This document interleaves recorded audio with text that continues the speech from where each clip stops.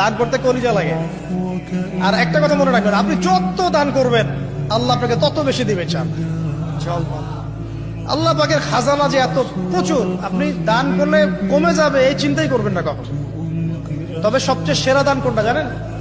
আপনার প্রয়োজন আছে এখন, এই প্রয়োজনের সময় দানটা হচ্ছে সেরা দান। এবং সবচেয়ে উত্তম খরচ কোনটা? সবচেয়ে উত্তম খরচ হচ্ছে আপনার পরিবারের পিছনে খরচ। আপনার পরিবারের পিছনে খরচটা আপনার সবচেয়ে শ্রেষ্ঠ খরচ। আর দান করে মধ্যম পন্থায়, এমন হবে না যে নিঃস্ব হয়ে গেলেন দান করে একদম, আবার এমন না যে কৃপণতা প্রদর্শন হচ্ছে, এমনও না। মধ্যম পন্থায় দান খয়রাত করবে ইনশাআল্লাহ।